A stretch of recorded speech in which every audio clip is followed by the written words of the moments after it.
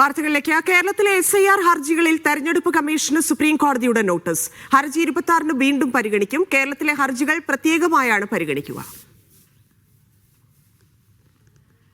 PR Aravind ചേരുന്നു. Aravind, SIR നടപടികൾക്ക് ഇപ്പോൾ അടിയന്തരമായ ഒരു സ്റ്റേ ഇല്ല എങ്കിലും കോടതിയുടെ ഇടപെടൽ എങ്ങനെയായിരുന്നു, എന്താണ് കോടതിയിൽ സംഭവിച്ചത്, നോട്ടീസിൽ എന്താണ്?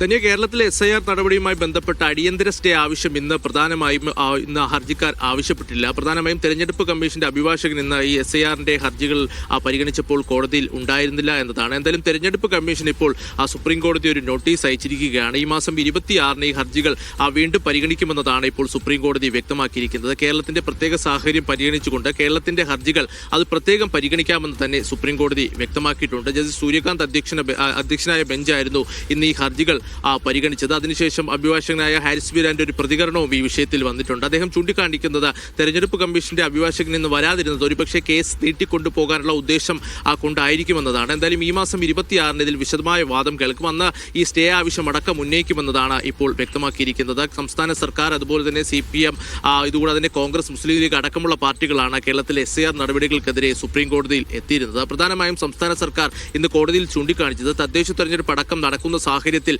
വലിയ രീതിയിലുള്ള പ്രശ്നങ്ങൾ കേരളത്തിൽ ഉണ്ടാകുന്നു. അതുകൊണ്ട് തന്നെ താൽക്കാലികമായി തീയതി നീട്ടി വയ്ക്കണമെന്നതാണ്. അതേസമയം പ്രതിപക്ഷ പാർട്ടികൾ ഈ SIR നടപടികൾ ഭരണഘടനാ വിരുദ്ധമെന്ന് തന്നെയാണ് ഈ ഹർജിയിൽ ചൂണ്ടിക്കാണിച്ചിരിക്കുന്നത്. എന്തായാലും ഈ മാസം 26-ന് കേസ് പരിഗണിക്കും. അന്ന് തെരഞ്ഞെടുപ്പ് കമ്മീഷന്റെ ഒരു മറുപടി അടക്കം പരിഗണിച്ചായിരിക്കും സുപ്രീം കോടതിയുടെ ഒരു തീരുമാനം ഉണ്ടാവുക.